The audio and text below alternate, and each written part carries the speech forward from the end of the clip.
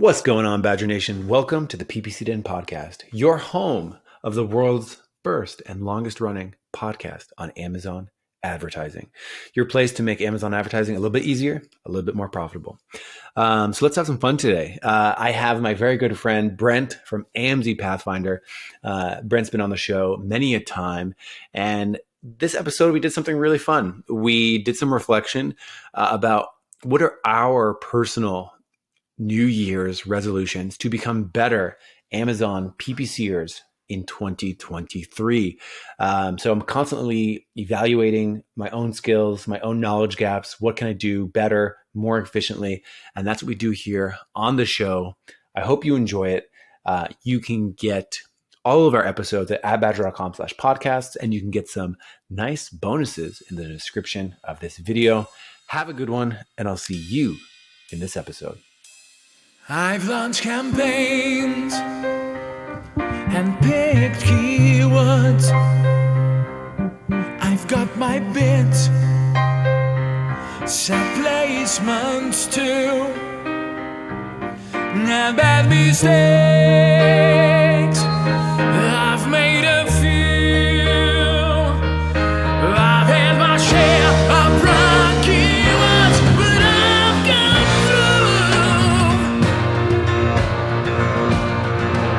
We are the PPC Den, my friends, and we'll keep up the rising to the end. You two are the PPC Den. We talk about Amazon. No time for mannequins, 'cause we fix the gambit of the world.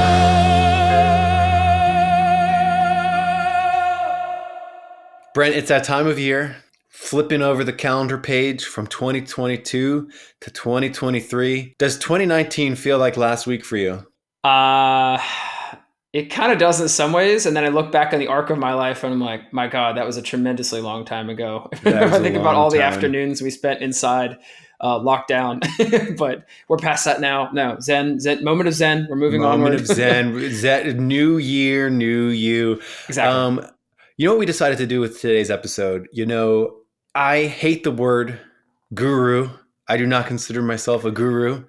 In fact, I don't even like the phrase Amazon advertising expert, because it just makes it seem like there's nothing that I continue to learn, and it makes it seem like there's no more growth for me. You need to be the perpetual student. You know what I mean? Right. And that's what we're going to be talking about today. One of my favorite sayings that I always say, and I actually read this to new employees on like their first day, so they can cringe a little bit. But it's a story of like this guy who wanted to learn how to be like a samurai, and he's like, I'm the best samurai in town. He's winning all these tournaments, and he's like, I'm the absolute very best. And he goes to some old master, and he's like, teach me how to be even better. The guy's so cocky, and the Zen master is like pouring him a cup of tea, and he keeps on pouring and pouring, and he overflows the cup. And the young guy is like, what are you doing, old man? You're crazy. And the old Zen master is like, you're like the tea in this cup. You're overflowing where nothing else can go in. You need to empty your cup and have an open mind so that you can learn new things. I try to live that. I try to live that life. So if you think people are still listening? Yeah, because they've embraced the concept of Zen mind, beginner's mind as well. They get it. They get the idea. Yes, no, absolutely. Is this what Bezos meant by day one? It's always day one, baby. Yeah, that's it. Yes. So I think like I really try to maintain this empty cup. So we're going to actually read some of, and you too, you know, we've been friends for a very long time. And I think one of the things that we connect on is like being perpetual learners. Yeah. So you got to be that perpetual student.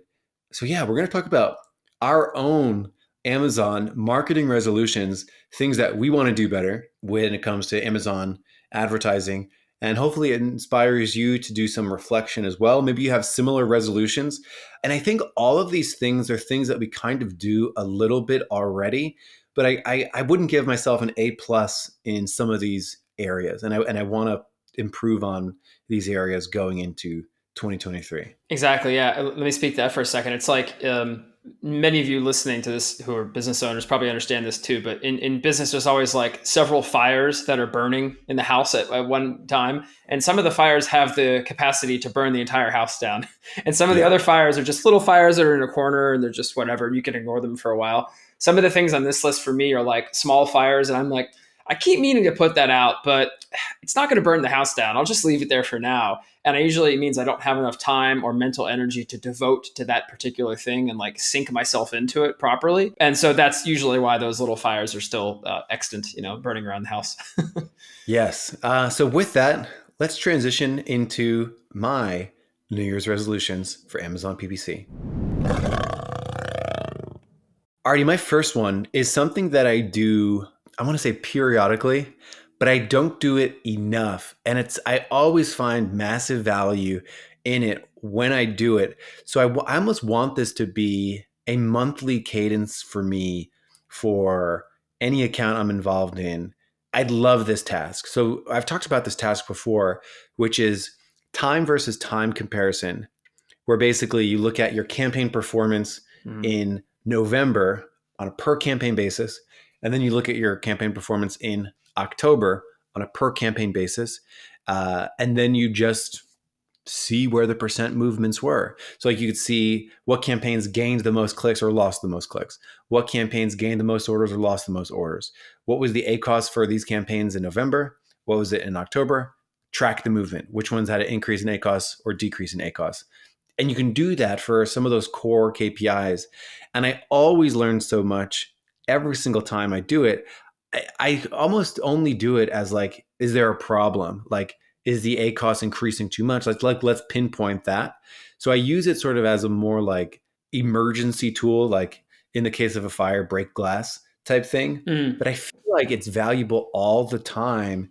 So even when like the ACoS is good and you do it, you make your account even better.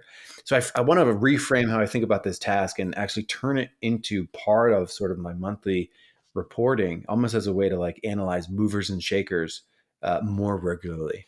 So what I hear you saying, Mike, is like it's a triage task that you do in case of emergency. But when you do it, you're like, man, I should do that more often because it would be useful in non-urgent cases as well. And would be a nice thing to roll out and enjoy the benefits of in a normal weekly, monthly cadence, whatever you want to call it. yeah, and doing the same thing on like all keywords or all targets basis too, because it's like, hey, what were the biggest movers and shakers for keywords? Like, what was the keyword doing in November versus what the keyword was doing in October? And I think like I always learn so much as a triage tool because it helps you pinpoint like what was done or where we lose ground or like what could we do more of. And I feel like I want to reframe how I think of those questions, and instead of having it be a triage tool, have it be a tool that I just do monthly, like a Right, that's in the toolbox that you reach for on a regular basis instead of breaking the glass in case of fire or whatever. Another question for you: when you think about this time over time comparison, I'm imagining like a graph or a chart, and it has the two overlaid, right? And you can see the trend lines for this one, the trend lines for that one, different colors. Is there at any point a system you're using to put down notes? So it's like, oh, on the 12th November, I know that this product went out of stock, and that's therefore why these things dropped. Or we had a sale on the 18th November, or there was a coupon that we started to add. The client put on there, and that boosted the conversion rate, which you can see here, and then that continued into the next month. Is there how about that? Like putting some kind of notation system or way to quantify some of these like pivotal moments that might have had a clear impact that if you have next year, you can say, oh, well, this lines up exactly like I thought it would. Yeah. I think one task that is not on my resolution, because I do feel like I value this every day, which is just note taking. So I'm a prodigious note taker in ClickUp. I also keep like a Google Doc that gets embedded in ClickUp. ClickUp has that like embed Google Doc into a board feature. So I'm a prodigious note taker. So I'm always writing like an executive summary of like what I'm like my 3 bullet points about an account. I'm always writing down like product movement things and like going out of stock type things, because you always forget, right? Actually, like I wouldn't say you always forget, but it's just like, why store that in your brain? We can just write it down. Right. And the act of writing might actually help you retain it better anyway. Yeah, for sure. I think there's something to be said for that. Yeah, you're one of those really organized people. I would let software do that for me if possible. Yeah, yeah. And I'm sure that people on the Pathfinder team probably have a system for it, if not using it in the software that we use. But yeah, I can't say that I'm as diligent with the note taking. The main way I do that is just I click export when I'm looking in Campaign Manager for all campaigns. So that's my first one. My second one is, it's day parting. I still believe for most people, I'm talking like 90% of campaigns, day parting is kind of like a secondary or tertiary type task. And I feel like I want to reframe that. And I think the way that I'm going to reframe it is really just through aggregating data more. So here's why I think it's like a tertiary task, because for most people, like think about a keyword that gets one order per day. So it gets 30 orders in a month. That's actually like a big keyword. Like most keywords get less than 30 orders a month. Like if you think of like an account with 10,000 keywords, how many are actually getting more than an order a day or 30 orders a month? It's not that many. So then when you think of that, it's like you get one random order at one random period of the day. Like sometimes it's at 7 a.m. Sometimes it's at 10. Sometimes it's at 12. Sometimes it's like, you have 24 hours in a day, 30 orders in a month. It's going to be really difficult to get any statistical significance from that. And I feel like I want to challenge myself in 2023 to see if there's a way to circumvent that, to see if there's a way to maybe aggregate data in mass so that keyword hourly data can be leveraged in some way. So maybe it's like aggregating data for certain campaigns, like that kind of thing. So I want to do some more brainstorming there about how to really make use of that, because I my current belief is that it's not that useful for like 90% of keywords. What can we do about it? Like, how do we get, something out of it? Maybe we can take those 90% of keywords and make them all 5-10% better. Like when you do that in mass, like that could be pretty impactful. So that's something that's on my mind for 2023. Yeah, that's on my list as well. If I could, I don't know, maybe skip ahead a little bit because it's a really related topic. It's pretty much the same thing. The way I see day parting is similar because with the tool we use, the software we use, we have the ability to look at a 14-day time window. And so what that means is if you have any given Tuesday, there's data that occurs on that day, but you only have 2 Tuesdays within the 14-day time frame. So even if you have 30 days, let's say, optimistically you have 4 Tuesdays. If you have double that, you have 8. And that's actually not that much. And then if you break it down, like you said, not even at the keyword level, let's stay at the ASIN level. How much spend does a product have on a particular day, and then times 8 or times 12?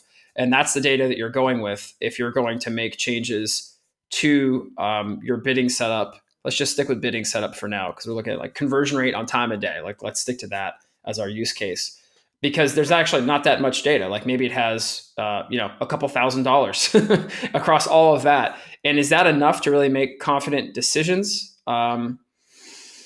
I don't know. I'm not super convinced, but do I think there's an opportunity to use that correctly if I have 90 days data? Yeah, I think I'm more convinced in that scenario, in which case I would be more comfortable saying Tuesday at 6 a.m. Pacific time, which is of course 9 o'clock East Coast time, which is when a lot of activity is going on in Amazon. And, we've all seen the graphs on LinkedIn and everything. Like that's when the CPCs are high, the conversion rates are high. People are buying in the morning on East Coast time. Should we be bidding up during that time period? Well, if I have enough data over a 90-day period to support it, then the answer might be yes. But right now, I feel like a lot of us have done a lot of looking at the data and saying, well, that's cool.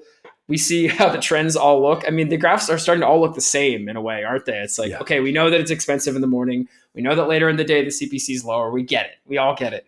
But what can we do about it? So that's my like current take on it. Yeah. Because I mean, even like if you try to aggregate it at the campaign level and you're like, okay, on Saturdays, my performance is way lower. Is that true for every single keyword in there? That every keyword is lower? Or is it like some of the keywords that are lower and they weigh it down? Maybe there's some keywords that are better on Saturdays. So yeah, I'm always asking myself those things. I think it'd be cool to have like a statistical significant filter that like things cross over and then all of a sudden then you can start making those more day parting decisions. My third thing is quantifying Amazon SEO and Amazon PPC more. So when I look at like my own professional development and my own skills and my own knowledge, and I talk to a lot of people and I'm in a lot of accounts, I almost think that the way that everybody thinks about Amazon PPC relating to Amazon SEO can be developed further. Like, I feel like in most cases, it's like, hey, I want to rank more for this keyword. Let me bid more top of search percentage, get more aggressive with it, increase my orders on PPC. And I almost want to say, like, what else can you do? Because like PPC orders is one factor for Amazon SEO. And I feel like I want to flesh out that SOP and actually sort of like turn it into this combined Amazon PPC SEO task that like PPC-ers can do to try to push ranking even more. So like, okay, you run the campaigns for the keywords for the ASIN to get it to rank higher. Absolutely. But then like, what else can a PPC-er do? I think, if you push me, I would write down the answers. But I almost feel like I want to really flesh out that SOP and like turn it into almost like a PPC task, kind of. Because I mean, PPC-ers can do it.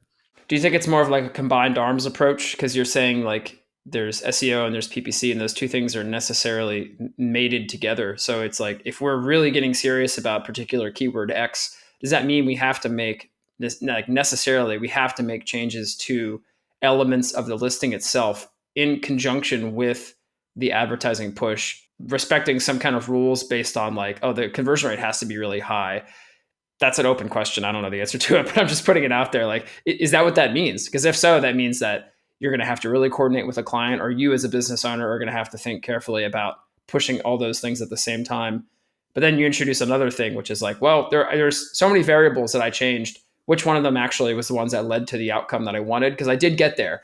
But if I want to replicate this now, which ones do I do again? That's a hard question.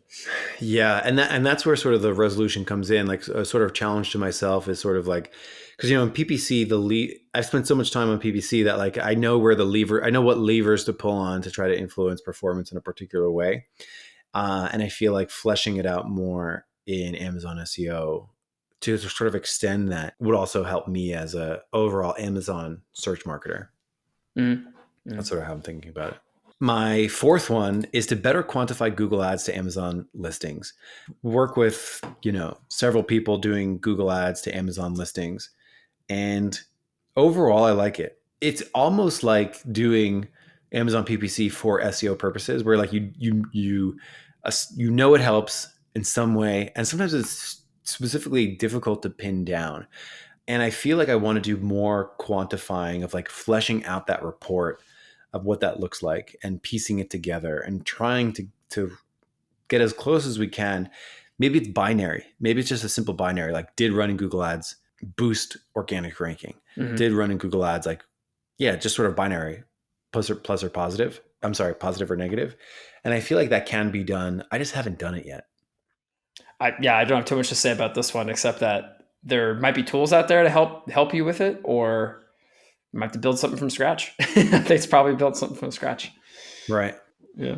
My next one is still relating to placement bid adjustments. I think this one, a lot of Amazon marketers, including myself, we all set, like all the good ones, set placement bid adjustments, where it's like you're looking at your top of search and you're looking at your product page performance for sponsored products. You're looking at you're considering sponsored brands placement settings. You're considering all these things, mm-hmm. and you do make changes. Like one report we have is like every single campaign and then every single placement adjustment. So you can and then like the placement performance. So like you can just see what the performance is, look at it, and if performance is really good, you double down, you increase it. And I want to get more mathematical about it. So like I spent a lot of time getting really mathematical about like a keyword bid, right? Like I've spent tons of time thinking of like bidding strategy for keywords. I've talked a lot about it. And I feel like I want to get more mathematical and scientific about placement bid adjustments and like really just fleshing that out. Because I feel like I intuitively know what to do, but I've never written it down and like shared it with people. And I think that would be a cool little challenge. I've made spreadsheets about it before. Like you punch in your data, it spits it out. And even then, I feel like that could be renewed and rejuvenated. So yeah, I want to update that. Yeah, it wasn't on my list, but I kind of echo the same sentiment actually. And I do wish, if we're going to insert anything about like wish list for Amazon, is like, what if we had the ability to bid down, not only up?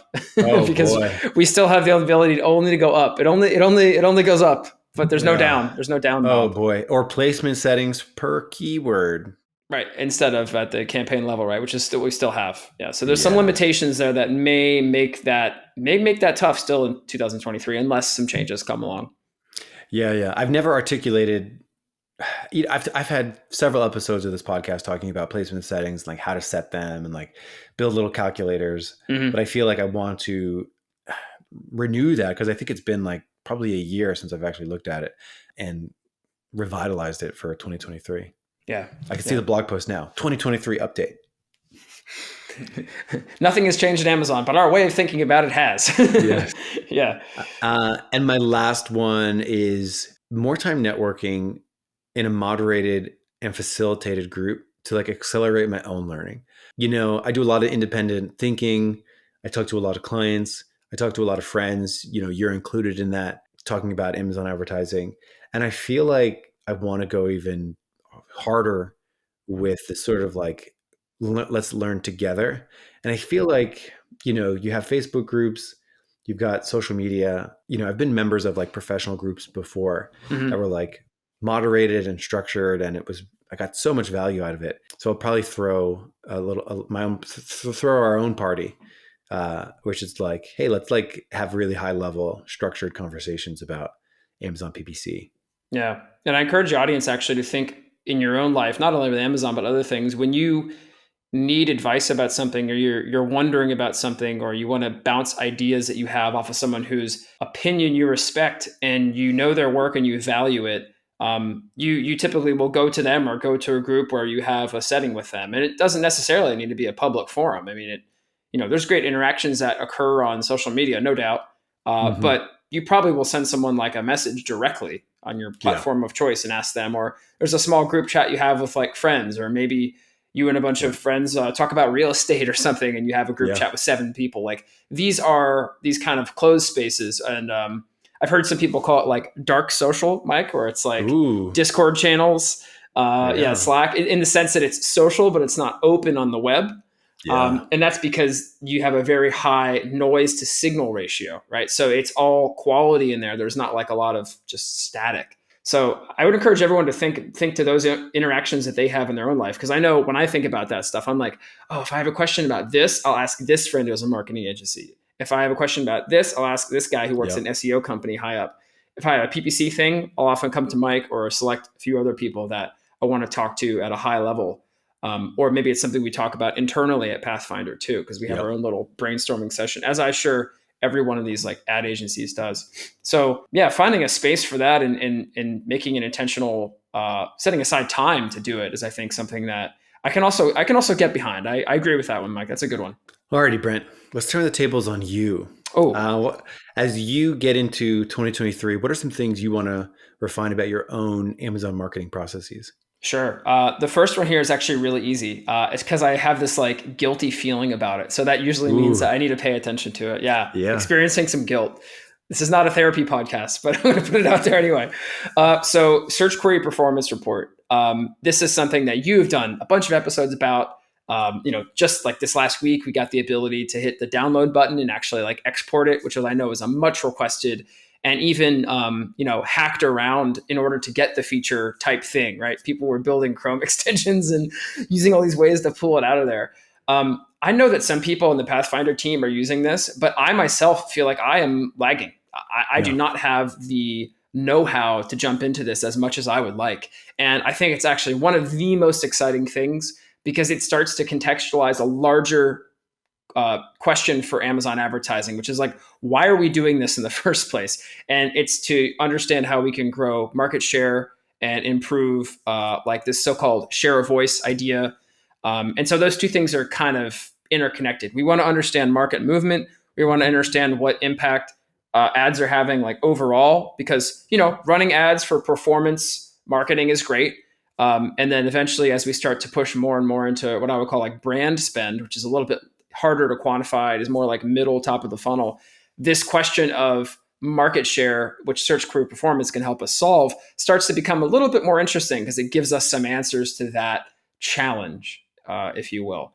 So this is something that I want to harness way more effectively at Pathfinder in my own understanding of the marketplace, and be able to speak to better with clients and associates and people like yourself who probably know a good deal more about it. I feel like I'm lagging behind in this area.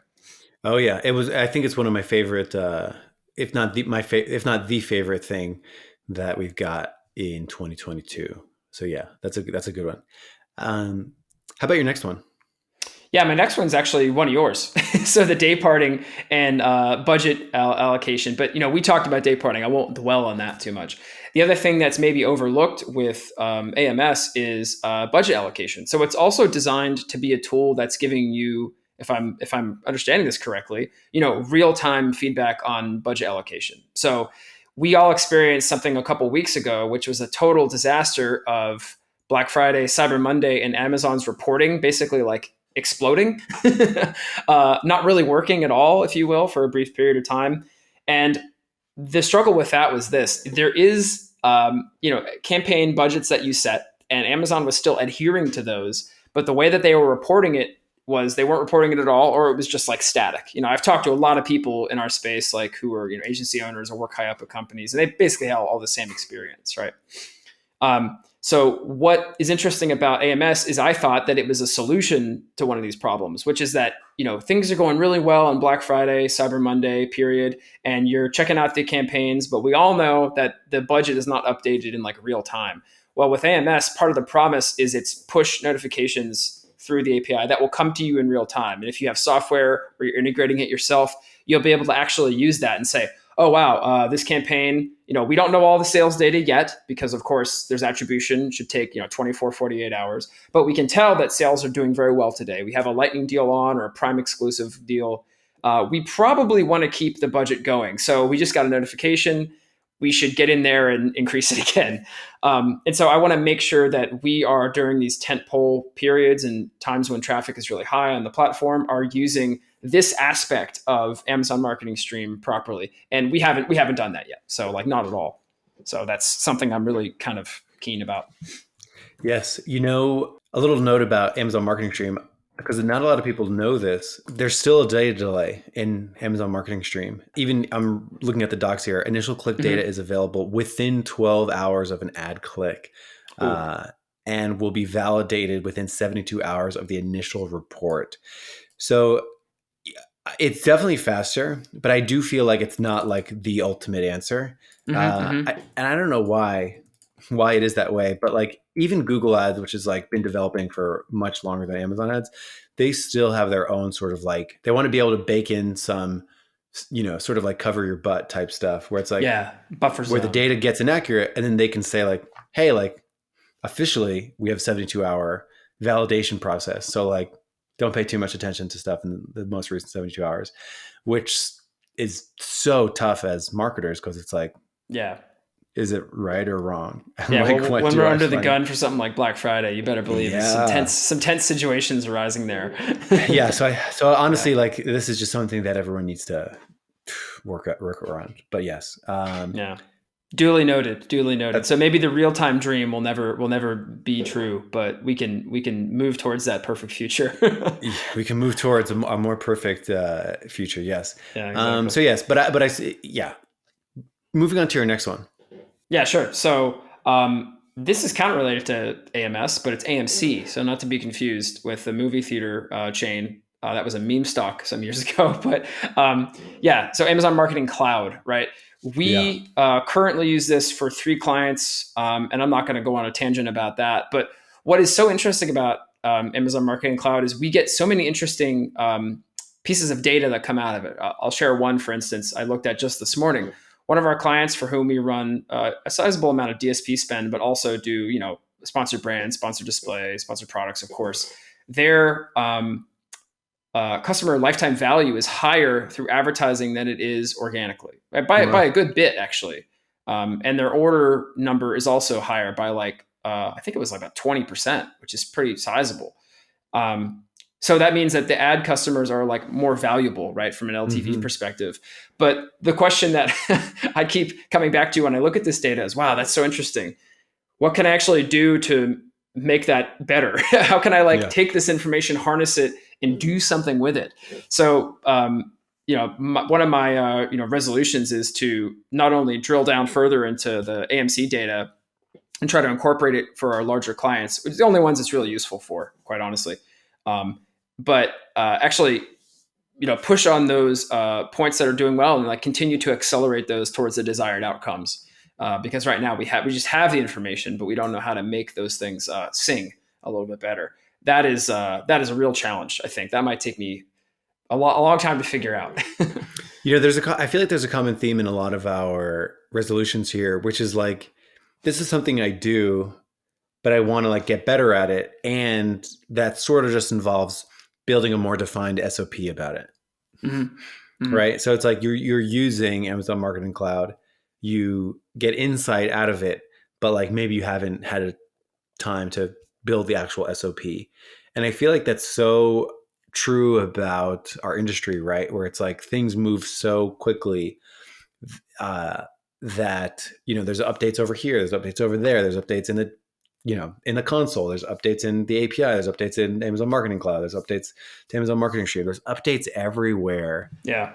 And then it's like, it takes time and diligence to like update the systems that you've been doing. So it's almost like, I think of like not only adding to your systems, but also like what systems become irrelevant. Like maybe that's an episode too of just like, what things do you not have to do anymore? Or like what things shouldn't you do anymore?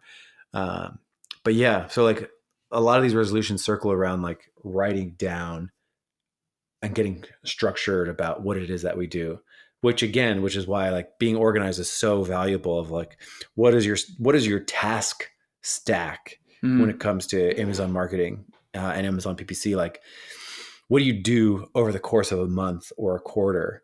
And then like, have you written those things down so you always remember at a good cadence?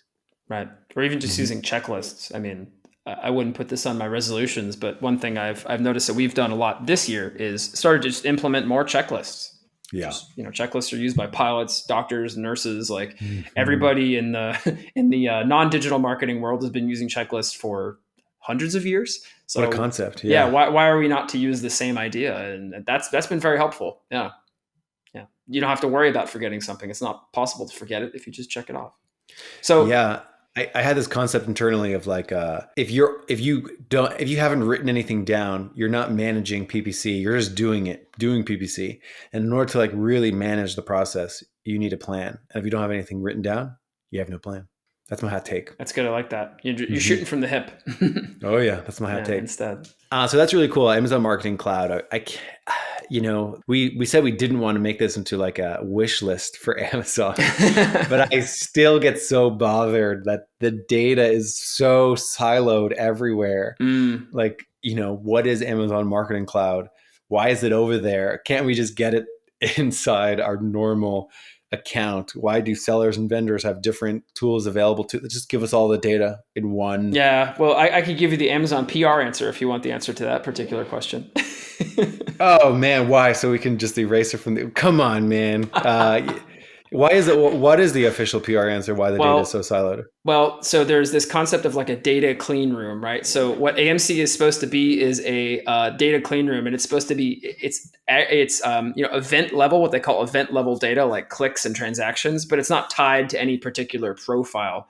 Whereas what we're looking at in exports and products that we pull out of advertising console is like aggregate level data. There's no personal identifiable information in there. And the whole point of AMC is to maintain that like data clean room. And that's why the accounts are also segregated from each other. Like when we have AMC, we have one for each of our client accounts. It's not like we have an AMC dashboard and we can see all clients and they're like together. No, they're their own siloed things that are very separate. So that's like Amazon's like privacy approach to it. That's probably what they would say. Yeah. They like saying event level data. Did I put you to sleep, Mike? I think you're think you're just like snoring over there.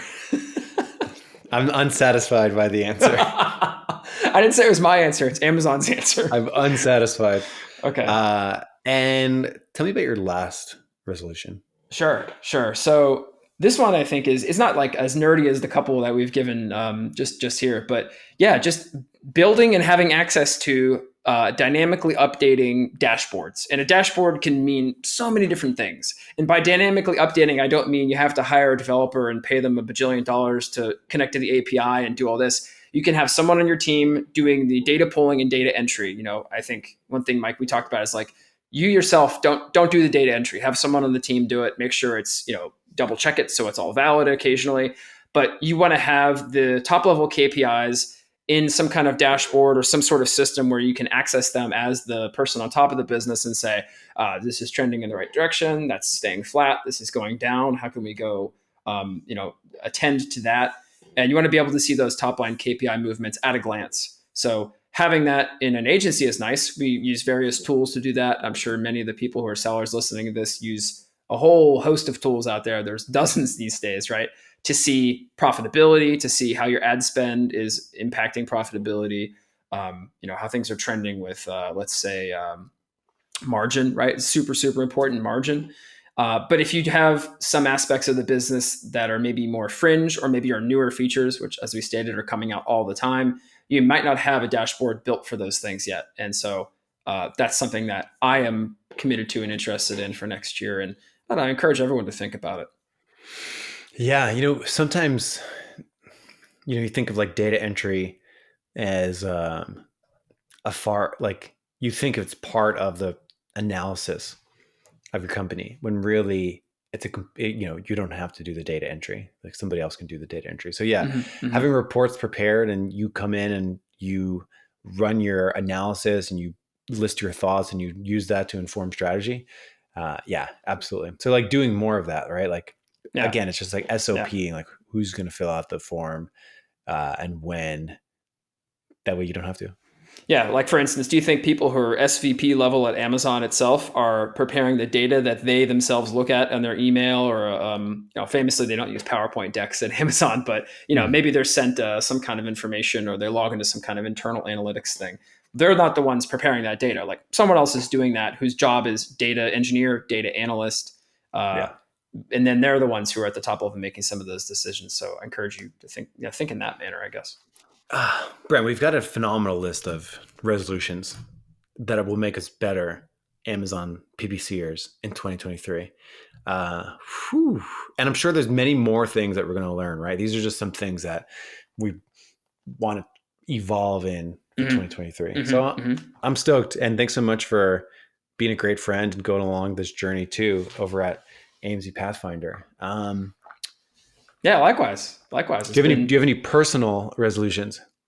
He caught me flat-footed there. I think one thing I can relate back to the Amazon world is I'm going to try to get myself more out there on content creation versus content consumption. I'm someone who reads a lot of blogs, I read a lot of websites, I watch many videos, but I myself am not someone who is making a lot of things. Now you are someone who's practiced very, very well in this dark art with hundreds of episodes of this podcast. But for me, I am not accustomed to putting myself out there as much and, writing these great LinkedIn posts like a lot of our friends do and having a presence on social media and stuff. I'm going to try to do more of that in 2023. I think it's probably good for, Pathfinder, but also like sharpening that axe as a skill. Yeah. It's not something that I am very accustomed to doing or comfortable with. So time to push myself out there a little bit and take a risk and try something uncomfortable.